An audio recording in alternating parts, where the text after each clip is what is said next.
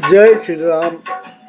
आप सुन रहे हो रामचरितमानस बालकांड, श्री तुलसीदास की रामायण। भगवान राम सीता जनकपुर में मिले हैं, एक दूसरे को देखे हैं। आगे की कथा हम आपको सुनाते हैं। जय श्री राम। जन्म सिंधु पुनि बंधु विसुरामा, दीन मलिन सकलंक सिया रामा। सिय मुख समता पावकी मिरामा, चंदुबा पुरो रंग सिया रामा। खारे समुद्र में तो इसका जन्म, फिर उसी समुद्र में उत्पन्न होने के कारण विष उसका भाई, दिन में यह मलिन शोभाहीन निस्त है, मतलब बिगर शोभा के, बिगर निस्तेज रहता है और कलंकी काले दाग से युक्त है। बेचारा गरीब चंद्रमा सीता जी के मुख की बराबरी कैसे पा सकता है। घटई बढ़ई बिरहिन दुखदाई, ग्रसई राहु निज संधि पाई। कोक शोक प्रद पंकज द्रोही, अवगुण बहुत चंद्रमा तो ही। फिर यह सत घटता बढ़ता है और विरहिणी स्त्रियों को दुख देने वाला है, तो राहु अपनी संधि में पाकर इसे ग्रस लेता है। चकवी के वियोग का शोक देने वाला और कमल का बैरी उसे मुरझा देने वाला। हे चंद्रमा, तुझ में बहुत से अवगुण हैं और सीता जी में कोई अवगुण नहीं है। बैदेही मुख पट तर दीने, होई दोष बड़ अनुचित कीन्हे। सिय मुख छवि विदु ब्याज बखानी, गुर पही चले निशा बड़ जानी।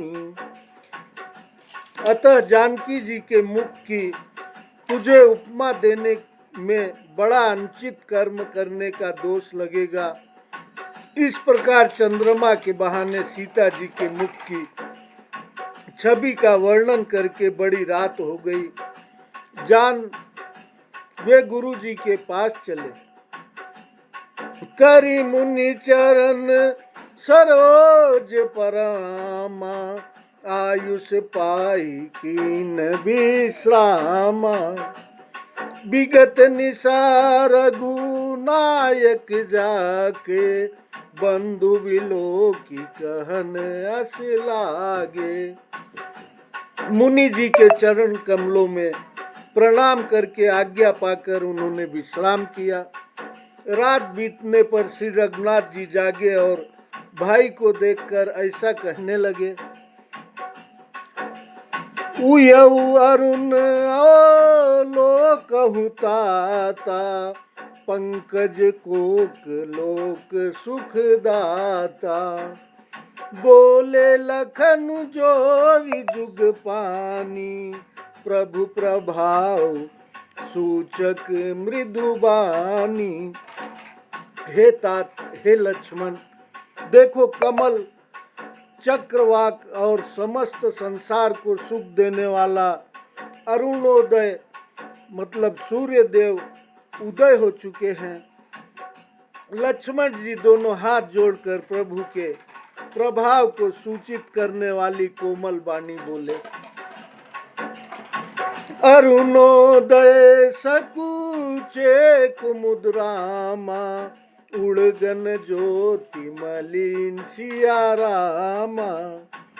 जी में तुम्हारे आगमन रामा, सुनि भय नृपति बलहीन सिया रामा।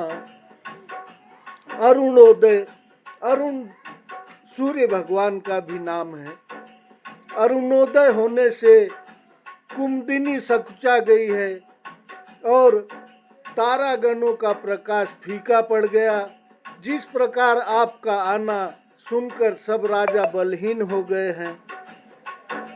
निप सब नखत करही उजियारी, तारि न सकहीं चाप तम भारी। कमल कोक मधुकर खगनाना, हर से सकल निशा अवसाना। सब राजा रूपी तारे उजाला मंद प्रकाश करते हैं, पर वे धनुष रूपी महान अंधकार को घटा नहीं सकते। रात्रि का अंत होने से जैसे कमल, चकवे, भौरे और नाना प्रकार के पक्षी हर्षित हो रहे हैं, ऐसे ही प्रभु सब भगत तुम्हारे, हुई हैं टूटे धनुष सुखारे। उयऊ भानु बिनु श्रम तम नासा, दूरे नखत जग तेजु प्रकाशा। वैसे ही हे प्रभु आपके सब भक्त धनुष टूटने पर सुखी होंगे।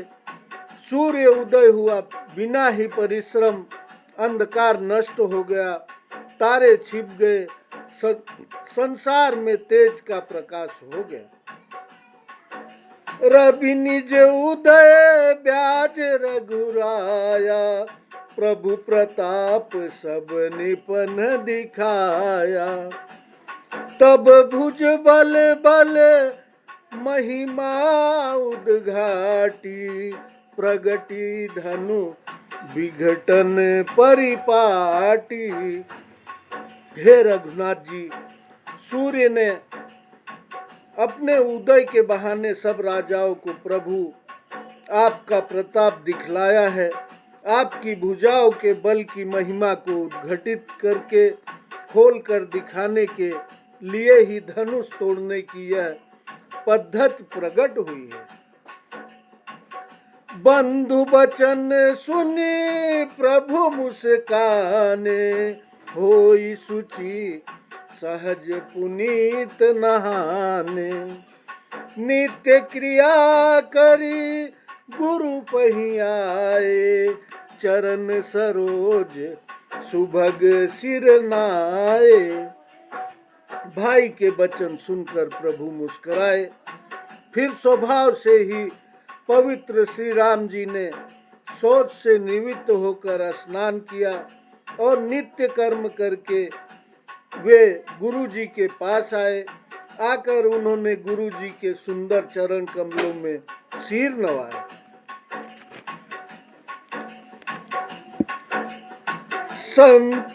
सतानंदु जब जनक बुलाए, कौशिक मुनि पही तुरत पठाए। जनक विनय तिन आई सुनाई, हर से बोली लिए दो भाई।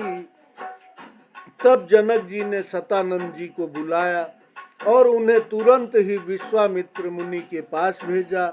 उन्होंने आकर जनक जी की विनती सुनाई।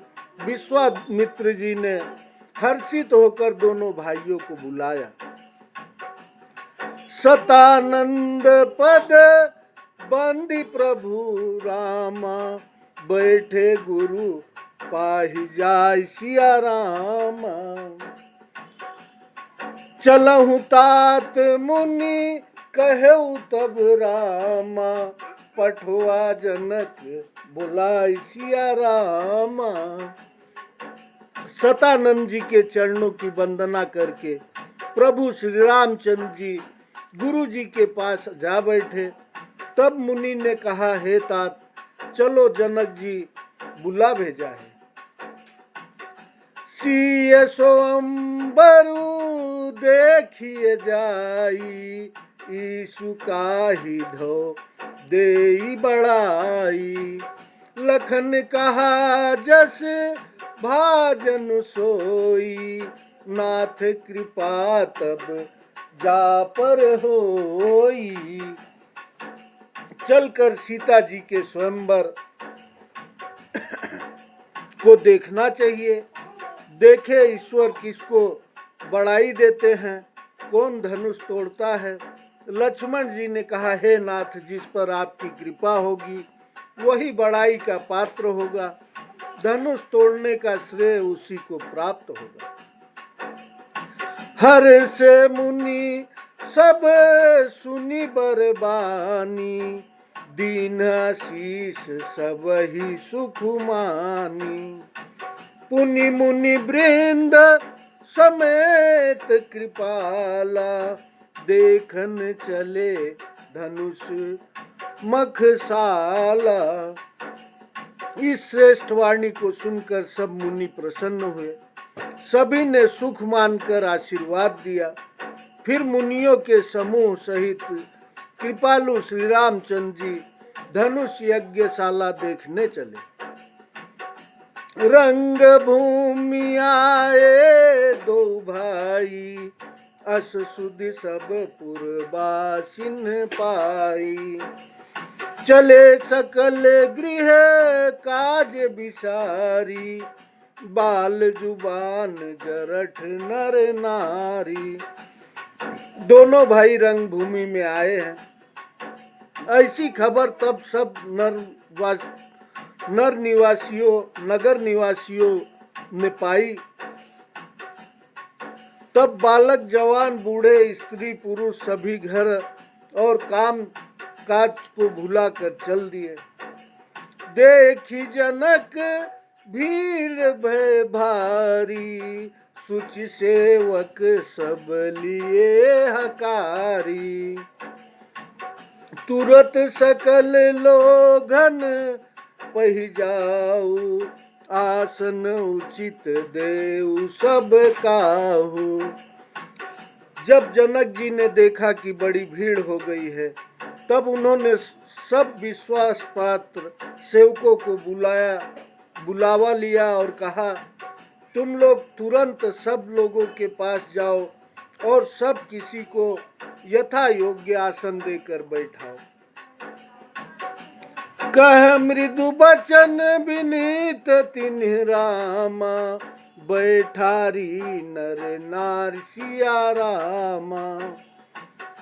उत्तम मध्यम नीच लघु निज रामा, निज थल अनुहारी सिया रामा। जन सेवकों ने कोमल और नम्र वचन कहकर उत्तम, मध्यम, नीच और लघु सभी श्रेणी के स्त्री पुरुषों को अपने अपने योग्य स्थान पर बैठाया। राजकुंवर तहि अवसर आए, मनहु मनोहर तातन छाए। गुण सागर नागर बरबीरा, सुंदर श्यामल गौर शरीरा। उसी समय राजकुमार राम और लक्ष्मण वहां आए। वे ऐसे सुंदर हैं मानो साक्षात मनोहरता की ही उनके शरीरों पर छा रही हो। सुंदर सांवला और गोरा उनका शरीर है। वे गुणों के समुद्र, चतुर और उत्तम वीर हैं। राज समाज विरारत रूरे, उड़गन महु जनु जुग विदु पूरे। जिनके राही भाव न जैसी, प्रभु मूर्ति तिन्ह देखी तैसी। जिनके रही भावना जैसी, प्रभु मूरत देखी तिन तैसी। वे राजाओं के समाज में ऐसे सुशोभित हो रहे हैं मानो तारागणों के बीच दो पूर्ण चंद्रमा हो। जिनकी जैसी भावना थी प्रभु की मूर्ति उन्होंने वैसी ही देखी। देखहि रूप महारन धीरा, मनहु वीर रसुधरे शरीरा। डरे कुटिल निपु प्रभु ही निहारी, मनहु भयानक मूरति बारी। महान रणधीर राजा लोग श्री रामचंद्र जी के रूप को ऐसा देख रहे हैं मानो स्वयं वीर रस शरीर धारण किए हुए हों। कुटिल राजा प्रभु को देखकर डर गए, मानो बड़ी भयानक मूर्ति हो। रहे असुर छल छो निपवेशा, तिन प्रभु प्रगट काल सम देखा। पुरबासिन देखे दो भाई, नरभूषण लोचन सुखदाई। छल से जो राक्षस वहाँ राजाओं के वेश में बैठे थे, उन्होंने प्रभु को प्रत्यक्ष काल के समान देखा। नगरवासियों ने दोनों भाइयों को मनुष्यों के भूषण रूप और नेत्रों को सुख देने वाला देखा। नारी बिलो की है हरषि रामा, निज निज रुचि अनुरूप सिया रामा।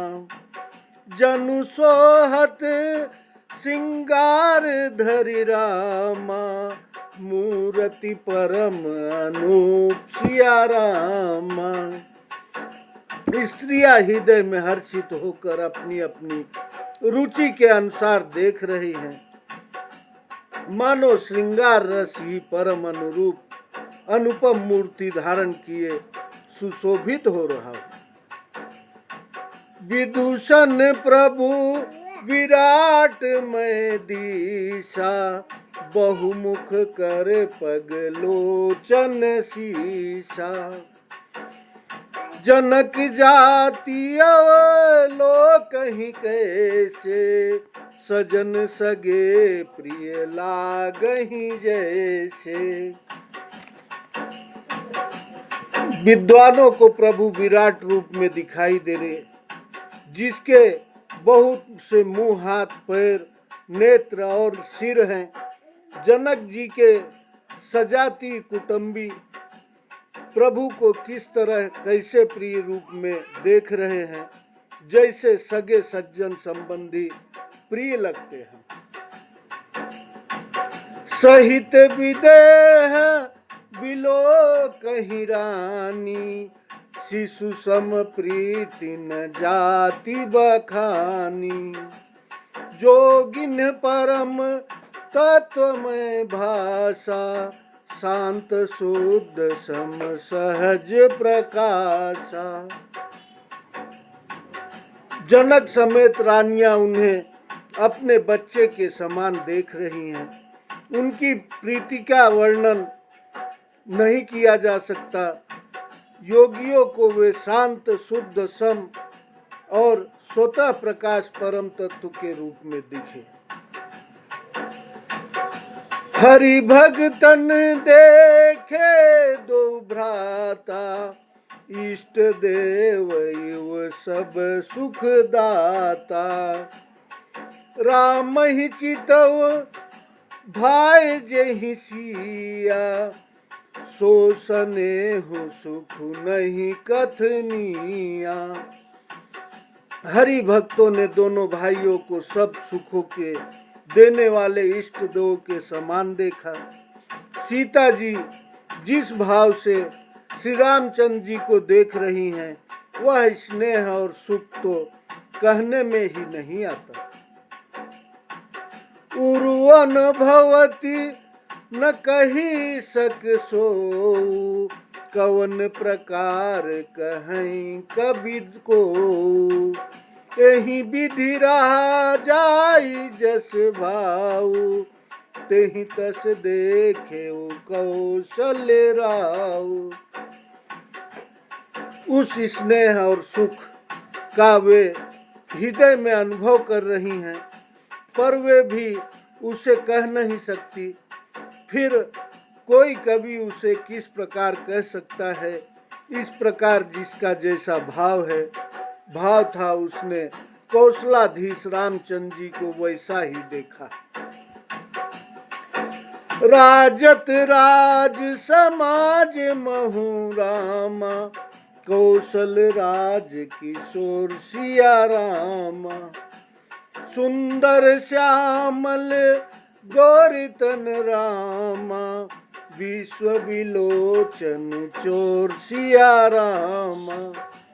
सुंदर सावले और गोर शरीर वाले तथा विश्व भर के नेत्रों को चुराने वाले कौशलाधीश के कुमार राज समाज में इस प्रकार सुशोभित हो रहे हैं। सहज मनोहर मूर्ति दो, कोटि काम उपमा लघु सो। शरद चंद निंदक मुखनी के, नीरज नयन भाव तेजी के। दोनों मूर्तियां स्वभाव से ही बिना किसी बनाव श्रृंगार के मन को हरने वाले हैं। करोड़ों कामदेव की उपमा भी उनके लिए तुच्छ है। उनके सुंदर मुख शरद पूर्णिमा के चंद्रमा की भी निंदा करने वाले, उसे नीचे दिखाने वाले हैं, और कमल के समान नेत्र मन को बहुत ही भाते हैं। चितवनी चारु मार मनुहरनी, भावती हृदय जाति नहीं बरनी। कल कपोल श्रुति कुंडल लोला, चिबुक अधर सुंदर मृदु बोला। सुंदर चितवन सारे संसार के मन को हरने वाले, कामदेव के भी मन को हरने वाली है। वह हृदय को बहुत ही प्यारी लगती है, उन पर उसका वर्णन नहीं किया जा सकता। सुंदर गाल है, कानों में चंचल झूमते हुए कुंडल हैं, थोड़ी और अक्षर होठ सुंदर हैं, कोमल वाड़ी है। कुमुद बंधु कर निंदक हासा, भृगुटि विकट मनोहर नासा। भाल विशाल तिलक झलकाही, कच बिलो की अली अवली लजाही। हंसी चंद्रमा की किरणों का तिरस्कार करने वाली है। भौहे ठेड़ी और नासिका मनोहर हैं। ऊंचे चौड़े ललाट पर तिलक झलक रहे हैं, दीप्तिमान हो रहे हैं। काले घुंघराले बालों को देखकर भौरों की पंक्तियां भी लजा जाती हैं।